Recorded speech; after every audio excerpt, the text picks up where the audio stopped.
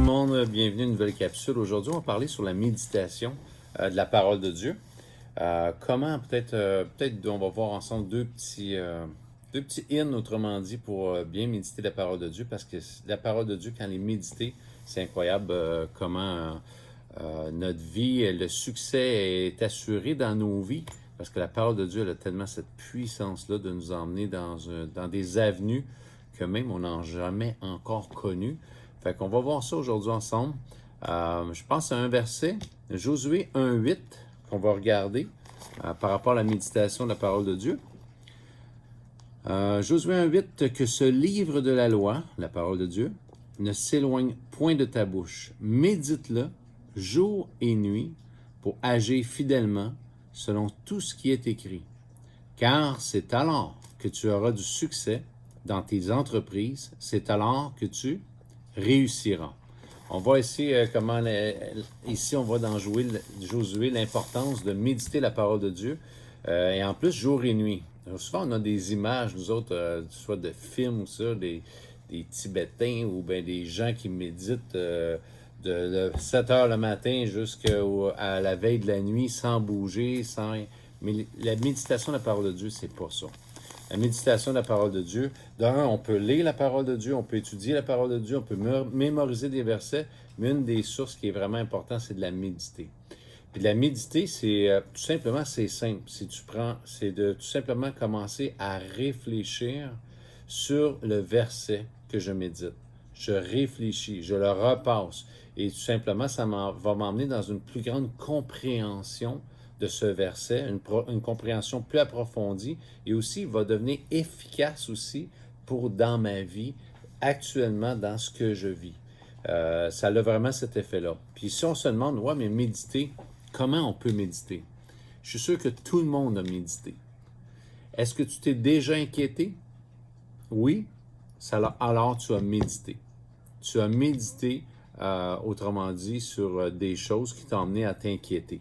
Ça veut dire que tu as repassé dans ton cœur, dans tes pensées, ces choses-là, et tu les as méditées, mais tu as donné un résultat qui est négatif. T'a amené à t'inquiéter.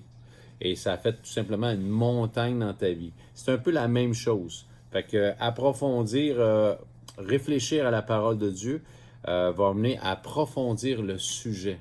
Ça veut dire que je change. Et c'est pour ça que s'inquiéter, c'est tout simplement s'inquiéter, c'est que je réfléchis, je médite les mauvaises choses.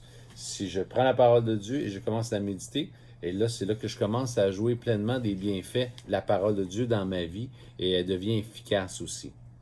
Fait que, là, comme je disais tantôt, la méditation qui vient au travers des Écritures, tout simplement, c'est que si j'ai été capable, je me suis inquiété, on parlait de l'inquiétude tantôt, j'étais capable de m'inquiéter parce que j'ai médité les mauvaises choses, ça m'a amené des résultats négatifs.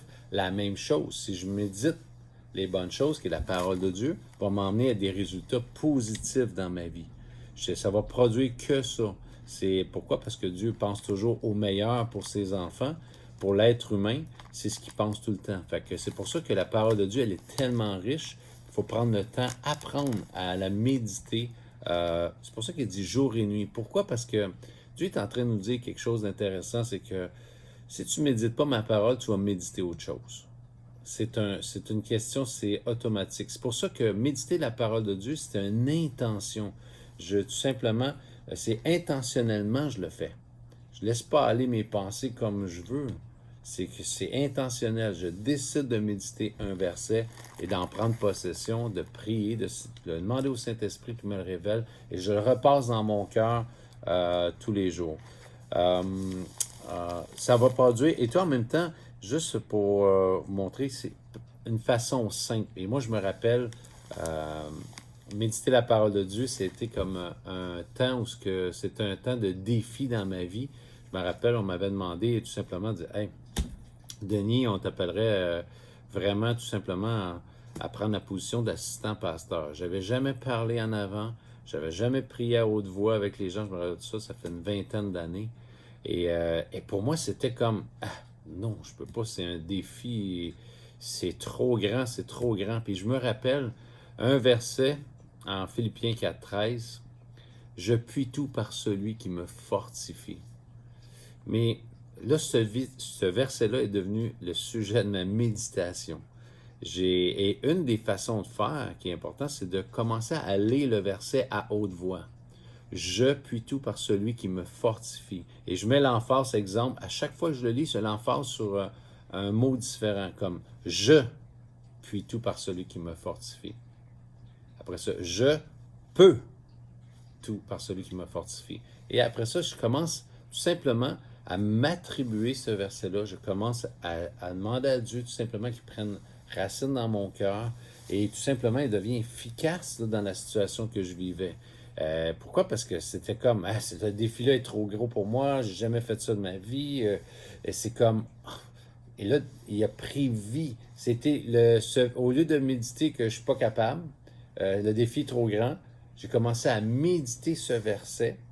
Il a commencé à prendre racine dans mon cœur et mes pensées. Et après ça, il m'a donné la puissance qu'il y avait à avoir dans ce verset, autrement dit, pour me donner de marcher pas à pas, qui est par pure grâce. Et c'est pour ça que Dieu nous donne ces versets, qui est vraiment un cadeau du ciel pour pouvoir se reposer, apprendre à se reposer, apprendre à marcher, apprendre à penser d'une façon différente et que vraiment la parole de Dieu nous amène tout ce côté de bienfait dans nos vies. On en a besoin, surtout dans un temps où c'est pas les bonnes nouvelles qui pleut de semaine en semaine et ces choses-là. C'est pour ça que je ne dois pas méditer ce que les nouvelles de LCN nous disent, mais de méditer plutôt la parole de Dieu pour avoir ces bienfaits-là. Une autre chose qu'on peut faire aussi dans la méditation, ce qu'on peut faire, on peut faire le pont. Ce que j'appelle le pont, on peut lire un texte, une histoire dans la Bible, et tout simplement, on regarde dans le contexte qu'il est là, qu'est-ce qu'il en est, c'était quoi le contexte, le but là-dedans, et qu'est-ce que ça l'a emmené dans le verset, et tout simplement faire le pont présentement dans ma vie. Ça emmène quoi? Ça emmène quoi? Qu'est-ce que ce verset-là je peux m'attribuer dans la situation que je vis aujourd'hui, dans ce que je peux mettre en application aujourd'hui. Parce qu'oubliez pas, on l'a vu tantôt dans Josué 1:8, médite-le jour et nuit pour agir fidèlement selon ce qui est écrit. Ça a un point, ça a un but, toujours demander à agir.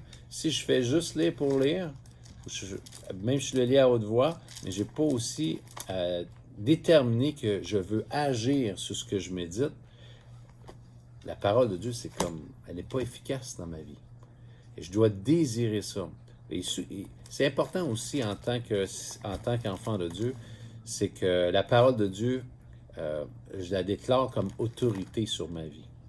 C'est l'autorité sur ma vie. Si je ne la déclare pas comme autorité, je choisis qu'est-ce que ça me tente, ça ne fonctionnera jamais dans vos vies. Vous ne pourrez jamais vraiment pleinement jouir de la parole de Dieu pour vos vies. Fait que c'est important. C'est une chose, autrement dit, de personnaliser le verset, je reviens, de personnaliser le verset pour votre situation aujourd'hui. Qu'est-ce que ça veut dire dans ma situation? Un peu comme on a dit tantôt avec Philippiens 4:13, dans la situation que je vivais, quand j'ai lu ce verset, je puis tout par celui, c'est le contexte qui était là dans Philippiens, et je l'ai attribué à mon contexte, je l'ai personnalisé à moi dans la situation que je vivais, et j'ai commencé tout simplement à méditer ce verset, à le proclamer, à le verbaliser constamment, à le relire, et c'est incroyable. J'ai pu expérimenter, autrement dit, cet envol-là avec Dieu à cause de la puissance de la parole de Dieu. Rappelez-vous que la parole de Dieu ne change pas, elle est la même hier, aujourd'hui et éternellement, et elle va rester le roc solide pour chacun de ses enfants, les enfants de Dieu, qui décident de la mettre en priorité dans leur vie. Fait que je vous encourage à le faire et prenez du temps à développer justement cette habitude de méditer la parole de Dieu pour en voir les bénéfices et les bienfaits dans votre vie. Que Dieu vous donne ce temps merveilleux à méditer. Et prenez le temps. On a le temps en passant. Je veux vous encourager. On a le temps. Si on peut vraiment être honnête, chacun de nous, on a 24 heures dans une journée. Fait que quelqu'un qui dit qu'il n'a pas le temps, tout simplement, est en train de dire que la parole de Dieu n'est pas nécessairement ce qui est sa priorité dans sa vie. Et c'est pour ça que Dieu dit dans Josué, s'il dit « médite-le jour et nuit », tu lui dis, c'est parce que ma parole, il n'y a rien de plus important que ça. Fait que le challenge aujourd'hui, le défi, prenez seulement un verset, méditez-le, retournez-le, appliquez-le dans vos vies, demandez au Saint-Esprit de vous en révéler pleinement la puissance et marchez-y dedans. Que Dieu vous bénisse abondamment.